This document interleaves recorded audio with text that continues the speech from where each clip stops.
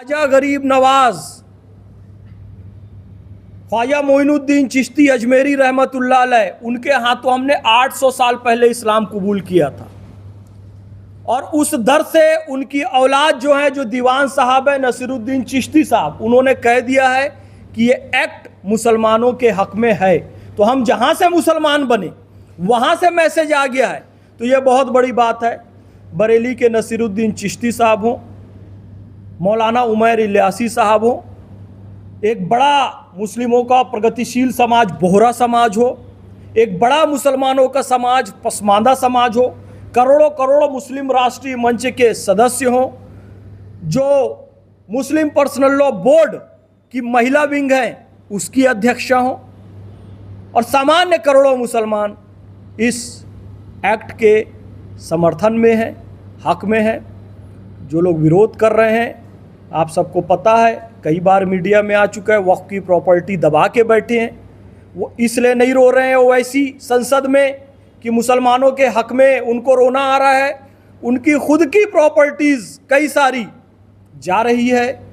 मुस्लिम personal law board की जा रही है, जो पर्सनल उसे बना कर रखा था, इसलिए रो रहे हैं। देखिए 1985-86 में एक गरीब मुस्लिम महिला को कोर्ट ने कहा कि इसे रोटी दे दो, खाने का हक दे दो, तो मुस्लिम पर्सनल लॉ बोर्ड गरीब मुस्लिम महिला को रोटी ना मिले, उस शाहबानों को, इसके लिए सुप्रीम कोर्ट के विपरीत वो लोग संसद गए, संसद में राजीव गांधी पर दबाव डाला और उस कानून को पलट दिया, मुस्लिम महिला के मुख से निवाला छीन लिया। उस समय एक प्रगतिशील मुसलमान आरिफ मोहम्मद खान साहब ने इस्तीफा दे दिया कि तुम मुसलमान एक मुस्लिम गरीब मुस्लिम महिला के मुंह से कैसे रोटी छीन सकते हो। अब जब संसद ने मुसलमानों के हक में कानून बनाया तो फिर से ये लोग कोर्ट चले गए, यानी कोर्ट मुसलमानों के हक में बोलेगा तो संसद में जाके उनका हक छीनोगे, और संसद हक में बोलेगी तो कोर्ट में जाकर उनका हक छीनोगे। लेकिन अच्छी बात है कि कोर्ट ने इस कानून पर रोक नहीं लगाई है,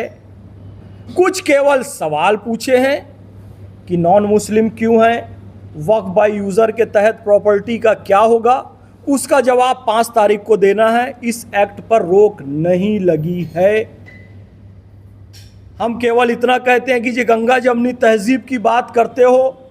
इस बात पर हम गर्व करते हैं कि देखो हमारे कितने हिंदू भाई अजमेर जाते हैं, हज़रत निज़ामुद्दीन औलिया की दरगाह में जाते हैं, मुंबई में हाजी अली में कितने हिंदू भाई जाते हैं, ये हमारे लिए गर्व की बात है,